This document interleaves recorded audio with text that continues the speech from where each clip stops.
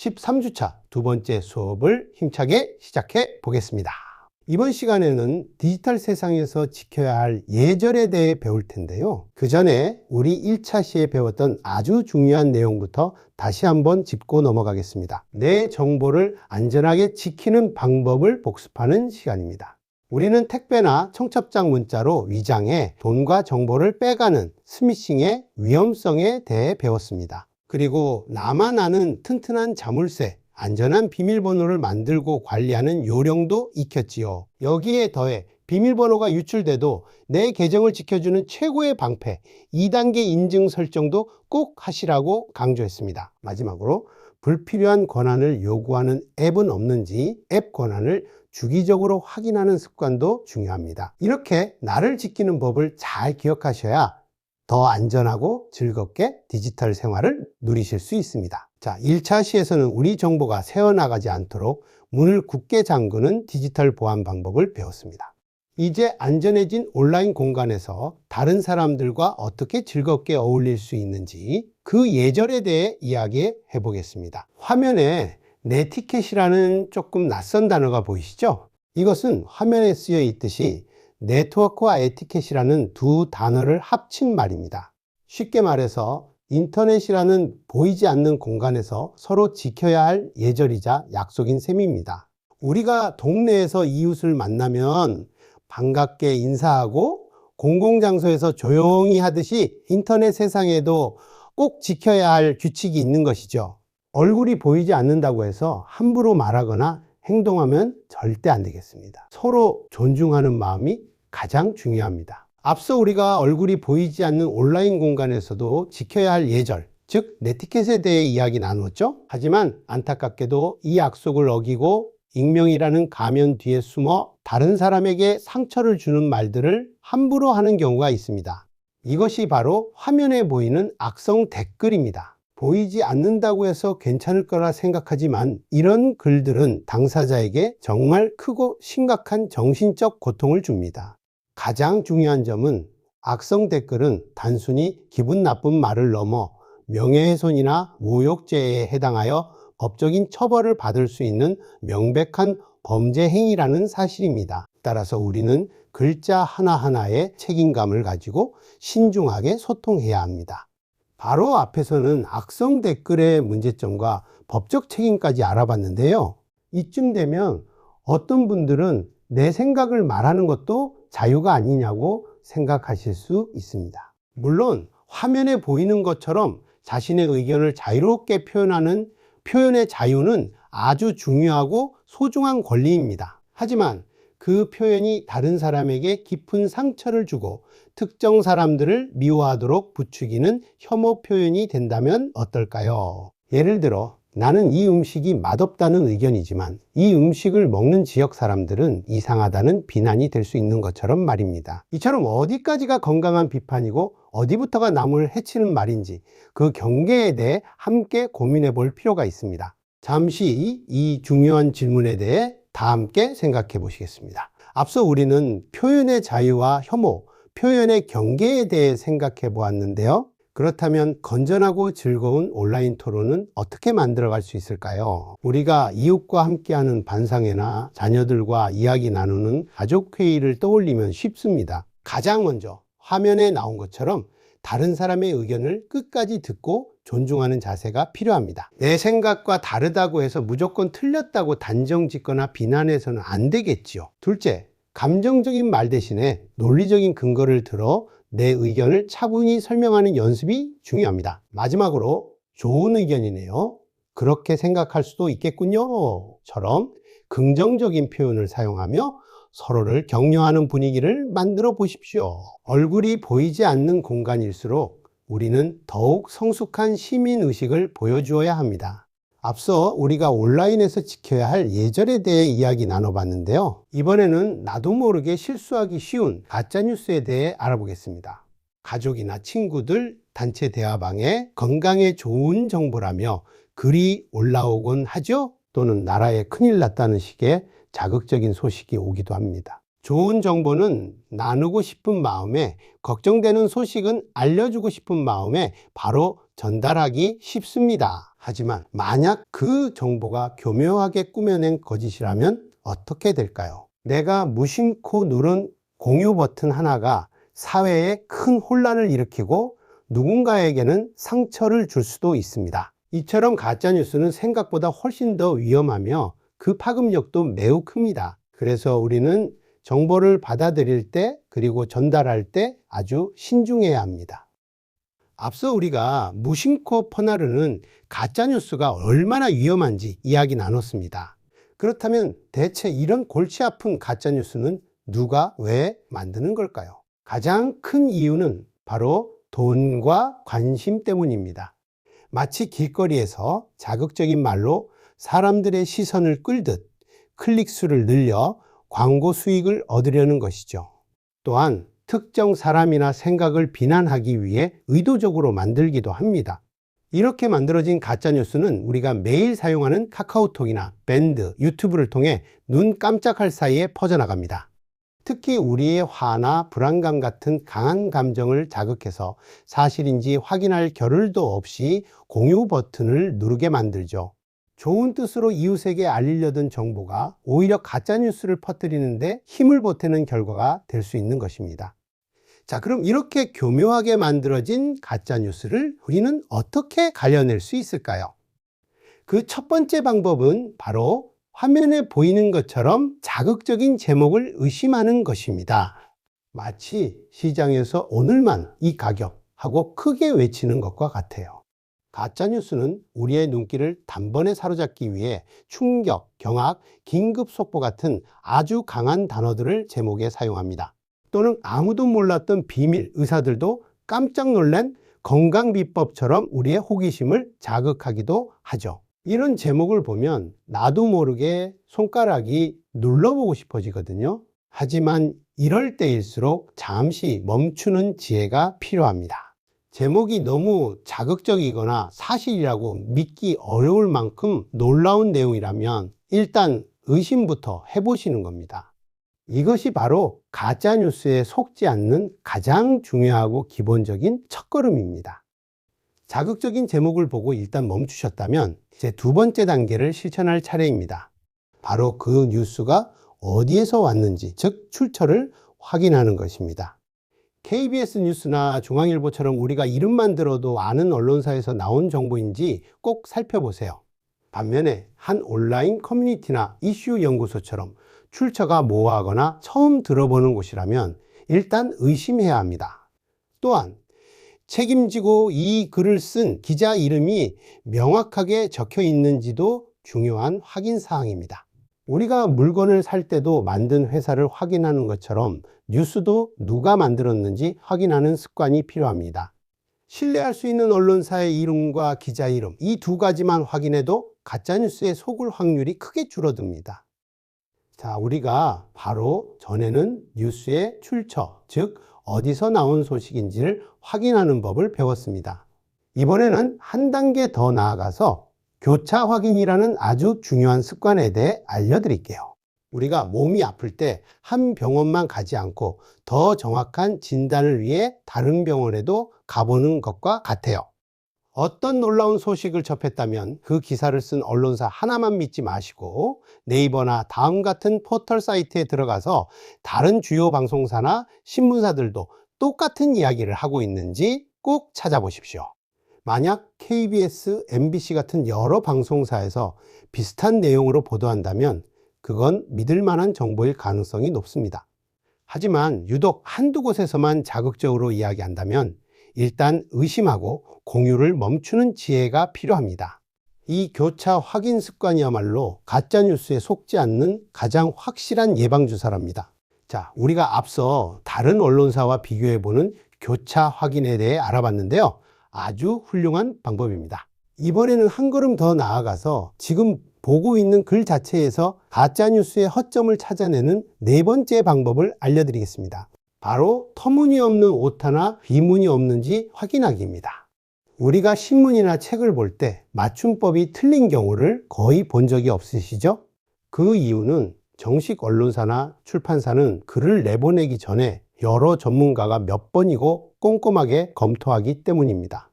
하지만 사람들을 속이려는 목적으로 급하게 만든 가짜뉴스는 이런 과정을 거치지 않아 어이없는 맞춤법 실수나 어색한 문장이 자주 발견됩니다.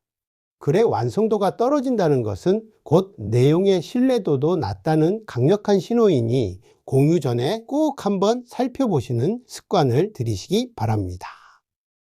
우리가 앞서 가짜뉴스를 구별하는 여러 방법을 배웠지만 사실 매번 전부 기억하기는 쉽지 않습니다. 그래서 제가 아주 간단하면서도 강력한 습관 하나를 제안해 드리고자 합니다. 바로 공유하기 전에 3초만 더 생각하기 캠페인입니다. 화면에 나온 것처럼 놀라운 소식을 접했을 때 바로 공유 버튼을 누르지 마시고 딱 3초만 멈춰보는 겁니다. 첫 1초 동안은 이 내용이 혹시 너무 자극적이지는 않나 스스로에게 물어보세요. 다음 1초는 이 글의 출처는 분명한 곳인가 하고 생각해 보는 겁니다. 마지막 1초는 다른 뉴스에서도 이 내용을 다루고 있나 하고 교차 확인을 떠올리는 거죠. 이 짧은 3초의 생각이 우리 자신과 소중한 지인들을 가짜뉴스의 위험으로부터 지켜주는 튼튼한 방패가 되어줄 겁니다. 공유하기 전에 3초만 생각해 보는 것도 아주 좋은 방법입니다. 그런데도 이게 진짜인지 가짜인지 긴가민가 할 때가 분명히 있지요? 그럴 때 우리가 직접 전문가에게 물어볼 수 있는 고마운 것들이 있습니다. 화면에 보이는 SNU 팩트체크가 바로 서울대학교에서 운영하는 대표적인 곳입니다. 언론사 기자들이 모여 만든 팩트체크넷 같은 서비스도 아주 유용합니다. 이런 사이트에 들어가서 궁금한 뉴스를 찾아보는 것이 가장 정확한 방법이에요. 또는 간단하게 인터넷 검색창에 궁금한 뉴스 내용을 적고 뒤에 팩트체크라고 덧붙여 검색해 보세요. 이렇게 한 번만 확인하면 우리 어르신들이 모임에서 가장 정확한 정보를 전달하는 분이 되실 수 있습니다. 내 손안에 나만의 진실 탐정이 생긴 셈이니 꼭 기억해 두셨다가 활용해 보십시오. 자, 우리가 앞서 가짜뉴스를 구별하는 여러 실질적인 방법을 살펴봤습니다. 하지만 가장 중요한 것은 이런 의심스러운 정보를 마주했을 때 우리가 어떤 자세를 가져야 하는가입니다. 화면에 나온 것처럼 첫 번째는 일단 멈추는 것입니다. 깜짝 놀라거나 화가 나는 내용일수록 바로 다른 사람에게 보내고 싶지만 그 마음을 잠시만 참아주세요. 두 번째는 한 번 더 생각하고 확인하는 자세가 필요합니다. 이게 정말 믿을 만한 곳에서 나온 소식일까 하고 의심하는 건강한 습관이 중요합니다. 마지막으로 조금이라도 확실하지 않은 정보는 절대 공유하지 않는 용기가 필요합니다. 내가 무심코 누른 공유 버튼 하나가 다른 사람에게 큰 혼란과 피해를 줄 수 있다는 점을 꼭 기억해 주십시오. 이 세 가지 원칙을 기억하는 것이 바로 현명한 디지털 시민이 되는 가장 확실한 첫걸음입니다. 자, 지금까지 우리는 얼굴 없는 온라인 공간에서 지켜야 할 약속, 네티켓에 대해 배웠습니다. 그리고 우리를 혼란스럽게 만드는 가짜 뉴스를 똑똑하게 구별하는 방법도 익혔지요. 이렇게 정보를 올바르게 분별하는 지혜는 나 자신을 지키는 아주 중요한 첫걸음입니다. 더 나아가 잘못된 정보를 퍼뜨려 다른 사람에게 피해를 주지 않는 중요한 책임이기도 합니다. 하지만 현명한 디지털 시민의 역할은 여기서 멈추지 않습니다. 이제는 한 걸음 더 나아가 주변을 돌아보는 따뜻한 마음이 필요합니다. 나뿐만 아니라 우리 모두가 디지털 세상의 좋은 혜택을 함께 누릴 수 있도록 돕는 것이죠. 다음 시간에는 바로 이 디지털 포용에 대해 함께 이야기 나누며 더 따뜻한 세상을 만드는 방법을 고민해 보겠습니다. 자, 우리가 앞에서 안전한 비밀번호를 만드는 법에 대해 알아봤는데요. 하지만 이것만으로는 2% 부족할 수 있습니다. 그래서 우리 집 현관문에 자물쇠를 하나 더 다는 것처럼 내 계정에도 아주 강력한 이중 잠금 장치를 설정할 수 있습니다. 이것이 바로 화면에 보이는 2단계 인증이라는 기능입니다. 원리는 아주 간단합니다. 먼저 우리가 늘 하던 대로 아이디와 비밀번호를 입력하는 것이 첫 번째 잠금 장치이고요. 그 다음 내 손에 있는 스마트폰으로만 전송되는 새로운 인증번호를 한 번 더 입력하는 것이 바로 두 번째 잠금 장치입니다. 즉, 만약 누군가 내 비밀번호를 몰래 알아내더라도 내 스마트폰이 없으면 절대 들어올 수 없는 것이죠. 이 2단계 인증은 내 소중한 정보를 지키는 가장 확실하고 강력한 방패와도 같으니 꼭 기억해 주십시오. 자, 그렇다면 이 2단계 인증이라는 것이 왜 그렇게 중요할까요? 우리 집 현관문에 자물쇠를 2개 다는 것과 같다고 생각하시면 쉽습니다. 첫 번째 자물쇠가 바로 우리가 항상 쓰는 비밀번호입니다. 그런데 만약 나쁜 사람이 어떻게든 그 열쇠를 복사해 갔다고 생각해 보세요. 이때 두 번째 자물쇠, 즉 2단계 인증이 내 정보를 든든하게 지켜주는 겁니다. 누군가 내 비밀번호를 알아내도 내 스마트폰으로만 전송되는 인증번호가 없으면 절대 들어올 수 없는 거죠. 내 비밀번호가 혹시 어딘가에서 유출되더라도 내 계정을 지키는 가장 강력한 안전장치인 셈입니다. 조금은 번거롭게 느껴지실 수 있지만 우리의 안전을 위해 꼭 필요한 습관입니다. 자, 그럼 이제 직접 우리 손으로 네이버 계정을 더 안전하게 만들어 보겠습니다. 가장 많이 쓰시는 네이버 앱을 기준으로 차근차근 따라 해볼 테니 스마트폰을 여시고 함께 해보시면 좋습니다. 먼저 스마트폰에서 초록색 N자가 그려진 네이버 앱을 찾아 눌러주세요. 앱이 열리면 화면 왼쪽 맨 위에 가로로 그어진 줄 3개 모양이 보이실 겁니다. 이 줄 3개를 살짝 누르면 새로운 화면이 나타나는데요. 여기서 화면 위쪽에 있는 본인 이름 옆에 내 정보라는 글자를 찾아 눌러 주십시오. 그러면 여러 메뉴가 나오는데 그 중에서 자물쇠 그림이 있을 수도 있는 보안 설정 메뉴를 찾아서 눌러 주시면 됩니다. 여기까지가 2단계 인증을 위한 가장 중요한 첫 번째 준비 과정입니다.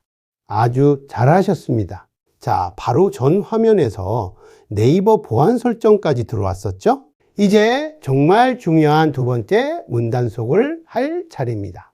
화면에 보이는 다른 기기 로그인 알림이라는 항목을 찾아보세요. 이 기능은 우리 집 현관에 아주 똑똑한 문지기를 세워두는 것과 같아요. 옆에 있는 버튼을 손가락으로 톡 눌러서 오엔 상태, 즉 활성화 시켜주세요. 이렇게 설정을 해두시면 만약 다른 사람이나 낯선 기기에서 내 네이버 계정으로 로그인을 시도할 때 바로 내 스마트폰으로 누군가 로그인 했습니다 하고 알림이 도착합니다. 내가 로그인한 것이 아니라면 즉시 비밀번호를 바꿀 수 있으니 정말 든든하겠죠? 내 허락 없이는 아무도 들어올 수 없게 막는 아주 중요한 기능이니 꼭 이렇게 켜두시기를 바랍니다. 자, 네이버에 이어서 이번에는 우리가 매일 사용하는 카카오톡입니다. 우리 자녀, 손주들과의 소중한 대화가 담긴 곳이니만큼 더욱 튼튼하게 지켜야겠죠? 카카오톡도 네이버처럼 2단계 인증이라는 아주 강력한 이중 잠금 장치가 있습니다. 지금부터 화면을 보시면서 천천히 저를 따라 한번 설정해 보겠습니다. 먼저 카카오톡을 여시고 오른쪽 맨 아래 점 3개 모양의 더보기를 눌러주세요. 그 다음 오른쪽 맨 위에 있는 톱니바퀴 모양의 설정으로 들어가시면 됩니다. 설정 화면에서 카카오 계정이라는 메뉴를 찾아 눌러주시고 그 안에서 2단계 인증을 설정해 주시면 끝입니다. 이렇게 해주시면 혹시 누군가 내 비밀번호를 알아내도 절대 로그인할 수 없게 됩니다. 자, 이렇게 2단계 인증으로 내 계정을 튼튼하게 지켰다면 이제는 바깥에서 스마트폰을 쓸 때 조심해야 할 점을 알아볼게요. 우리가 카페나 지하철 주민센터에 가면 무료로 쓸 수 있는 공공 와이파이가 참 편리하죠? 하지만 이 공공 와이파이는 비밀번호 없이 누구나 접속할 수 있는 열린 광장과 같습니다. 이런 곳에서 은행 업무를 보거나 물건을 사는 건 광장 한복판에서 내 비밀번호는 5555야 하고 외치는 것과 같아요. 나쁜 마음을 먹은 사람이 내 정보를 쉽게 엿볼 수 있기 때문입니다. 그래서 공공 와이파이를 쓸 때는 중요한 개인정보나 금융정보를 절대 입력하면 안 됩니다. 간단하게 뉴스 기사를 보거나 날씨를 확인하는 정도로만 안전하게 사용하시는 것이 가장 좋습니다. 앞서 공공장소의 와이파이를 사용할 때 조심해야 한다고 말씀드렸는데요. 그럼 어떤 와이파이가 안전하고 어떤 것이 위험한지 어떻게 알 수 있을까요? 바로 이 자물쇠 모양을 확인하시면 됩니다. 화면 왼쪽을 보시면 와이파이 이름 옆에 작은 자물쇠 그림이 보입니다. 이 자물쇠가 바로 이 와이파이는 비밀번호로 잠겨 있어서 안전합니다 라는 표시입니다. 우리 집 와이파이처럼 아는 사람만 쓸 수 있다는 뜻이죠. 반대로 오른쪽처럼 자물쇠가 없는 와이파이는 누구나 접속할 수 있는 개방형 신호입니다. 카페나 지하철에서 흔히 볼 수 있는데 이런 곳에서는 중요한 금융거래나 로그인 정보 입력은 피하셔야 합니다. 앞으로는 와이파이를 연결하실 때 이 작은 자물쇠 그림이 있는지 꼭 먼저 확인하는 습관을 들이시는 게 좋습니다. 자, 우리가 밖에서 안전한 와이파이를 쓰는 법을 알아봤는데요. 이번에는 우리 스마트폰 안에서 정보를 지키는 아주 중요한 이야기를 해보겠습니다. 화면에 내 스마트폰 속 스파이라고 되어 있죠? 바로 앱 권한 이야기입니다. 이 앱 권한이란 우리가 새로 설치한 앱이 스마트폰의 여러 기능, 예를 들어 카메라나 마이크, 주소록 같은 곳에 접근해도 되는지 허락을 구하는 것을 말합니다. 마치 집에 손님을 드릴 때 거실까지만 들어오게 할지 안방까지 보여줄지 정하는 것과 같아요. 그런데 만약 모든 걸 무심코 허락해주면 어떻게 될까요? 슬라이드에 나온 것처럼 불필요한 권한을 가진 앱이 내 소중한 개인정보를 엿보는 위험한 통로가 될 수 있습니다. 그래서 우리는 이 권한을 꼭 꼼꼼히 살펴보고 꼭 필요한 것만 허락해줘야 합니다. 다음 화면에서 더 구체적인 사례를 보며 알아보겠습니다. 방금 저희가 앱 권한이라는 것에 대해 알아봤는데요. 화면을 보시면 아주 이상한 상황이 하나 있습니다. 단순히 불만 켜주는 손전등 앱을 설치했는데 글쎄 이 앱이 제 전화번호부, 즉 주소록을 보여달라고 요구하는 겁니다. 여러분 한번 생각해 보세요. 손전등 기능에 우리 자녀나 친구들의 연락처가 왜 필요할까요? 이것이 바로 불필요한 권한을 요구하는 대표적인 사례입니다. 마치 은행 창구 직원이 갑자기 우리 집 열쇠를 달라고 하는 것과 마찬가지로 전혀 상관없는 정보를 요구하는 것이죠. 이렇게 앱의 원래 기능과 상관없는 민감한 정보를 요구한다면 일단 의심하고 허용 버튼을 누르시면 안 됩니다. 이런 정보들이 모여서 나쁜 사람들에게 넘어가면 저와 제 주변 사람들까지 위험해질 수 있습니다. 바로 앞에서는 손전등 앱이 왜 내 주소록을 궁금해하는지 이야기 나눠봤죠? 이제 내 스마트폰에 어떤 앱이 어떤 권한을 쓰고 있는지 직접 확인해 보겠습니다. 먼저 스마트폰 화면에서 톱니바퀴 모양으로 생긴 설정 아이콘을 찾아 눌러주세요. 설정에 들어가면 여러 메뉴가 보이실 텐데 애플리케이션 또는 앱이라고 쓰인 항목을 찾으시면 됩니다. 휴대폰 기종에 따라 이름이 조금씩 다를 수 있으니 참고해 주십시오. 여기서 내가 권한을 확인하고 싶은 앱, 예를 들어 손전등 앱을 찾아 누른 뒤 권한이라는 글자를 다시 한번 눌러주세요. 그러면 그 앱이 내 스마트폰에 어떤 기능에 접근할 수 있는지 목록이 쭉 나옵니다. 만약 카메라나 마이크처럼 불필요해 보이는 권한이 켜져 있다면 옆에 있는 버튼을 살짝 눌러서 간단하게 꺼주시면 됩니다. 이렇게 직접 확인하고 관리하는 습관이 내 정보를 지키는 가장 확실한 방법입니다. 자, 이번에는 아이폰을 사용하시는 어르신들을 위한 설명입니다. 방금 안드로이드 폰에서 살펴본 것과 방법은 조금 다르지만 원리는 똑같습니다. 먼저 바탕화면에서 톱니바퀴 모양으로 생긴 설정 앱을 찾아 눌러 주십시오. 그 다음 화면을 아래로 쭉 내리시면 내 폰에 설치된 앱들의 이름이 보입니다. 여기서 권한을 확인하고 싶은 앱을 하나 선택해 눌러보세요.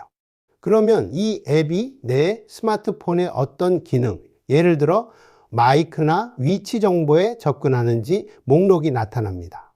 보시고 불필요하다고 생각되는 권한이 있다면 옆에 있는 초록색 스위치를 눌러서 간단히 꺼주시면 됩니다. 이렇게 직접 확인하는 습관이 내 개인정보를 지키는 가장 확실한 방법입니다. 방금 전까지 우리가 이미 설치한 앱들의 권한을 확인하고 관리하는 법을 배웠습니다. 그런데 이보다 훨씬 더 위험한 경우가 있습니다. 바로 플레이 스토어나 앱 스토어가 아닌 정체를 알 수 없는 곳에서 앱을 설치하는 것입니다. 공식 스토어는 나라에서 안전검사를 모두 마친 믿을 수 있는 백화점과 같습니다. 하지만 문자로 받거나 인터넷에서 내려받은 설치 파일, 특히 파일 이름이 APK로 끝나는 것들은 누가 만들었는지 안전한지 전혀 알 수 없는 것과 같습니다. 이런 출처불명의 앱을 설치하는 것은 내 집 현관문 비밀번호를 모르는 사람에게 그냥 알려주는 것과 똑같습니다. 내 전화번호, 사진, 은행 정보까지 모든 것을 한 번에 훔쳐갈 수 있는 가장 위험한 행동이니 절대로 설치하시면 안 됩니다. 꼭 기억하십시오. 스마트폰 앱은 반드시 공식 스토어에서만 설치하셔야 안전합니다. 우리가 모르는 앱은 함부로 설치하지 않는 게 최선이라고 말씀드렸죠. 하지만 혹시 모를 위험에 대비하는 것도 아주 중요합니다. 사람이 미리 예방주사를 맞아서 큰 병을 막는 것처럼 스마트폰에도 예방주사가 필요해요. 이것이 바로 백신 앱인데 내 폰에 몰래 숨어든 나쁜 프로그램을 찾아내 치료해주는 의사 선생님 역할을 합니다. 대표적으로 V3 모바일 세큐리티나 알약 M 같은 유명하고 안전한 앱들이 있습니다. 이런 앱을 하나 꼭 설치해 두시고 일주일에 한 번은 전체 검사를 눌러주시는 게 좋습니다. 우리 몸 정기적으로 건강검진하듯이 스마트폰도 꼼꼼히 점검해주는 습관이 중요합니다. 이 작은 습관 하나가 내 소중한 개인정보를 지키는 가장 튼튼한 방패가 되어줄 겁니다. 아차! 하는 순간에 나도 모르게 의심스러운 문자 속 링크를 누를 수 있습니다. 정말 가슴이 철렁 내려앉는 순간이지만 괜찮습니다. 절대 당황하지 마세요. 가장 중요한 것은 화면에 나온 것처럼 스마트폰의 통신을 즉시 끊는 것입니다. 화면 맨 위에서 아래로 손가락을 쓸어내려 비행기 모드 아이콘을 눌러주세요. 그러면 와이파이와 데이터가 한 번에 차단되어 악성 앱이 활동하는 것을 막아줍니다. 만약 비행기 모드를 찾기 어렵다면 와이파이와 모바일 데이터 버튼을 각각 꺼주셔도 좋습니다. 통신을 차단한 후에는 가족 전화 등을 이용해 국번 없이 118번으로 전화해서 상담을 받으세요. 이처럼 빠른 초기 대응이 내 소중한 개인정보와 재산을 지키는 가장 확실한 방법입니다. 이 3단계 대처법만 잘 기억해 두시면 실수하더라도 피해를 최소화할 수 있습니다. 자, 오늘 1차 시에서는 스미싱과 피싱처럼 내 소중한 정보를 노리는 위협들에 대해 알아봤습니다. 그리고 가장 강력한 방패인 2단계 인증과 앱 권한 설정 방법도 직접 따라 해보셨지요. 이제는 내 정보를 스스로 지킬 수 있다는 자신감이 조금은 생기셨을 겁니다. 아주 훌륭합니다. 잠시 후 이어질 2차 시에서는 여기서 한 걸음 더 나아가 보겠습니다. 기술적인 보안뿐만 아니라 우리가 디지털 세상을 살아가는 시민으로서 갖춰야 할 예절, 즉 네티켓에 대해 배울 겁니다. 또한 우리를 혼란스럽게 만드는 가짜뉴스를 똑똑하게 구별하는 방법도 함께 알아보겠습니다. 모두가 함께 만드는 건강한 디지털 세상을 위해 잠시 후에 다시 뵙겠습니다.